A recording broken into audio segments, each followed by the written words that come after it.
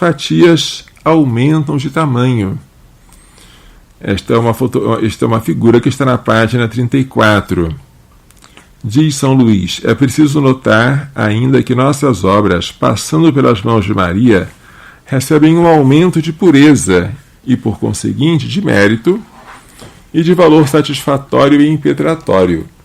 Por isso elas se tornam mais capazes de aliviar as almas do purgatório e de converter os pecadores do que se não passassem pelas mãos virginais e liberais de Maria. O pouco que damos pela Santíssima Virgem, sem vontade própria e por uma desinteressada caridade, torna-se em verdade bem mais potente para abrandar a cólera de Deus e atrair sua misericórdia. E há de verificar-se à hora da morte que uma pessoa fiel a esta prática terá por este meio libertado inúmeras almas do purgatório e convertido muitos pecadores, conquanto só tenha feito as ações comuns e ordinárias do seu estado. Que alegria haverá em seu julgamento e que glória na eternidade!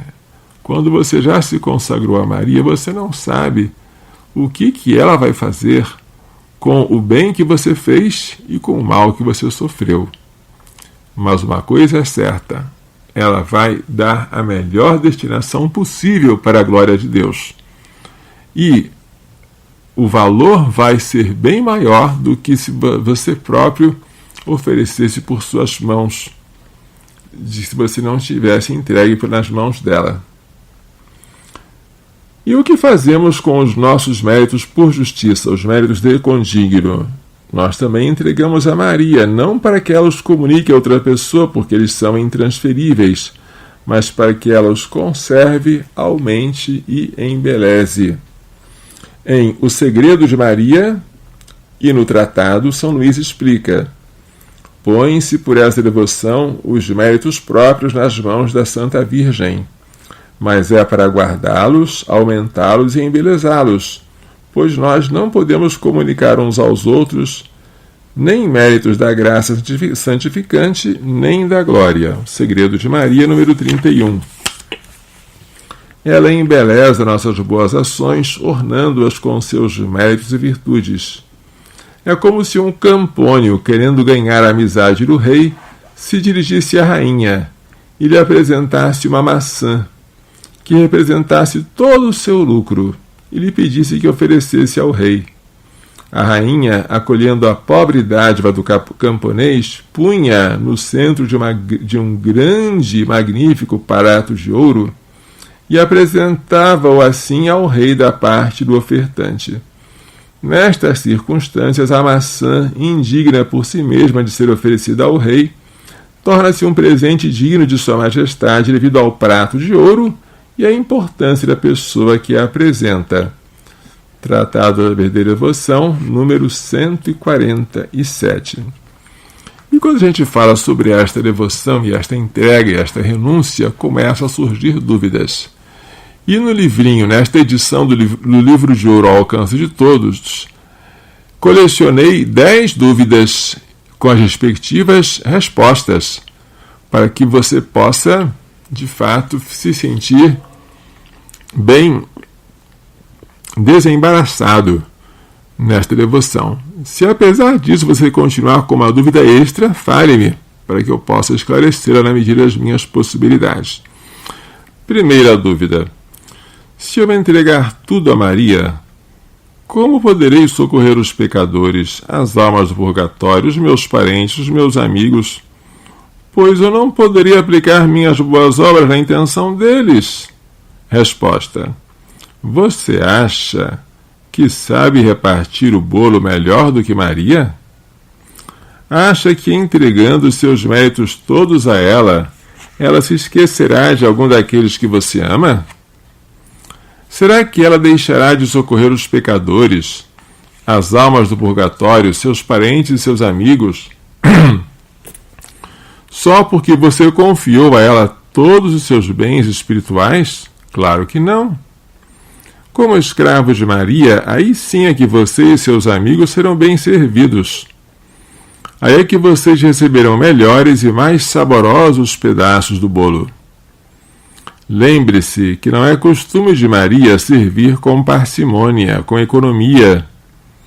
Quando os noivos em Caná da Galileia estavam sem vinho, ela obteve de seu filho 6 talhas de pedra cheias de um excelente vinho. Ao todo, cerca de 600 litros. São João 2, 1-11. Será que a Rainha do Céu vai ser mesquinha com você só por você ter se entregue todo a ela? Nem podemos pensar nisso. Segunda dúvida: se eu entregar tudo a Maria, não poderei rezar por aqueles que me pedem orações. Resposta: quem lhe disse isso?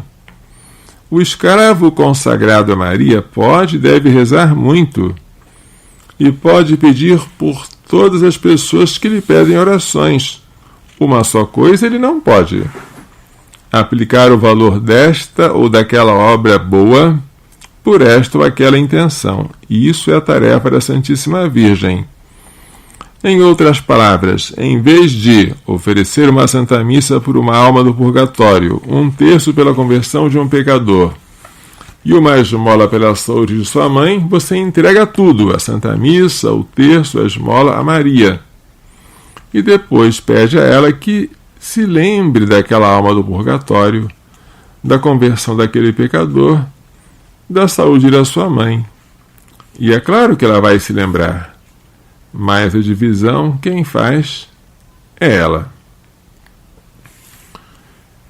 Lerei aqui um trecho do tratado em que São Luís deixa claro isso, porque há muitas pessoas que se consagraram a Maria na qualidade de escravos e continuam dispondo do valor de suas obras como se fossem seus.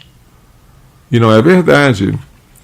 Vamos ler o que São Luís diz. Esta prática não impede que rezemos pelos outros, vivos ou mortos, se bem que a aplicação de nossas boas obras depende da vontade da Virgem, da Santíssima Virgem.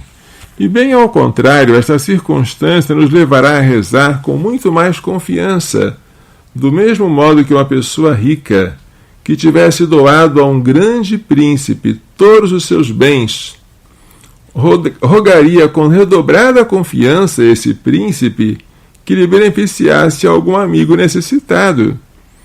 Seria até causar prazer a esse príncipe dar-lhe ocasião de demonstrar seu reconhecimento a uma pessoa que de tudo se tivesse despojado para engrandecê-lo, que se tivesse reduzido a completa pobreza para honrá-lo.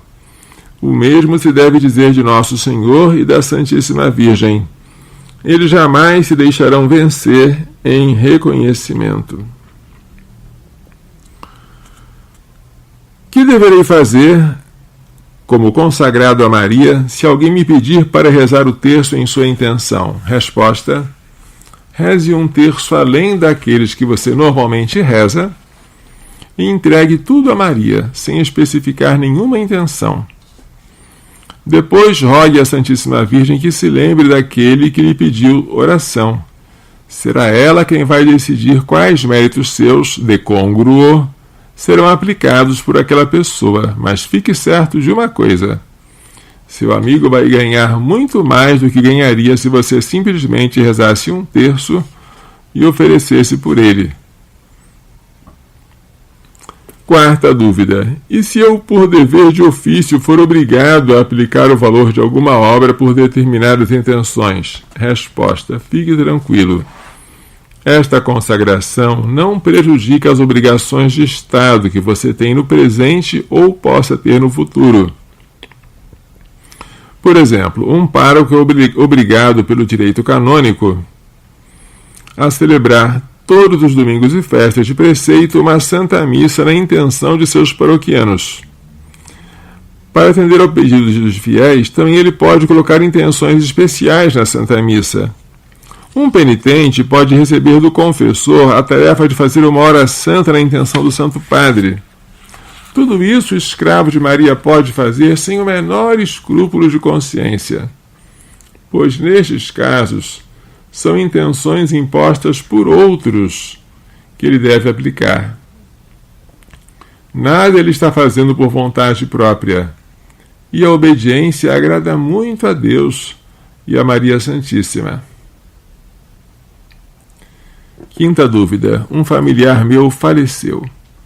Desejaria mandar celebrar uma Santa Missa pela alma dele. Que devo fazer? Resposta. Em vez de especificar a intenção, peça ao sacerdote que celebre na intenção de Maria. Ou seja, na intenção pela qual ela quiser aplicar aquela Santa Missa. Convém que você participe dessa Santa Missa e que durante a celebração diga em silêncio muitas vezes: Senhor, tem piedade da alma do meu familiar. Mas o valor da Santa Missa será aplicado não segundo a sua vontade, mas segundo a vontade de Maria. Porém, não se preocupe. A Santíssima Virgem tem pelo seu familiar um amor muito maior do que aquele que você tem. Respondemos então a 5 objeções. Existem mais outras 5, mas não vale por enquanto a gente encher a mente de vocês com muitas informações. Uma observação importante. Qualquer um pode fazer esta consagração, qualquer pessoa batizada que esteja no perfeito uso da sua razão e que seja capaz de entender os compromissos que ela vai assumir e as renúncias que ela vai fazer. E o que me impediria de fazer isso? Bem, a única coisa que pode impedir você de fazer isso será o pecado mortal. Se você está em estado de pecado mortal, por exemplo, se você está vivendo amasiado, se está praticando contínua e habitualmente o adultério ou a fornicação, porque está vivendo amasiado, uma pessoa desse tipo, evidentemente, não está preparada e não pode fazer a consagração a Nossa Senhora. Uma pessoa que está em estado de graça, sim, mas ainda está convivendo com o pecado muito frequentemente, de modo que ela comete um pecado mortal hoje, se confessa amanhã e já está prevendo que vai cometer um novo pecado mortal depois de amanhã. Uma pessoa que está assim, ela também não está apta para fazer esta consagração. Esse pecado mortal pode ser, por exemplo, a embriaguez. A pessoa não se livrou ainda deste pecado, que é grave. São Paulo diz que os bêbados não herdarão o reino dos céus. Esse pecado pode ser, por exemplo, a pornografia. A pessoa não se libertou ainda do pecado horrendo de assistir a vídeos imorais em um celular, ou em um tablet, ou no notebook, ou no seu computador, ou na televisão, seja como for. Aquilo para você não é uma coisa do passado que você já venceu para sempre, não, é uma coisa que você está caindo e se confessando, caindo novamente se confessando. Se você ainda tem o hábito de se sujar de lama, ainda que você esteja sempre se limpando, você não está preparado para essa consagração. Essa consagração é para quem olha o pecado mortal como uma coisa lá longe, bem distante no passado da sua vida, mas nem pensa em cometê-lo de novo, porque ensina-nos a doutrina da Igreja, um pecado mortal é pior do que o fim do mundo. Ele é o fim do autor do mundo, que é Deus, em nossa alma. Se o mundo inteiro acabasse, a tragédia não seria tão grande quanto a de um único pecado mortal. Se o pecado mortal é tão horrível assim, você não pode, evidentemente, dizer: eu vou me confessar mesmo sabendo que eu não me libertei do meu vício, que eu ainda estou pecando com frequência em pecados graves e, ao que parece, eu ainda não levei a sério a minha conversão. Então, pessoas assim têm que esperar, porque se a pessoa quer uma coisa tão linda como essa devoção, depois de você abraçar a devoção, Se você cometer os mesmos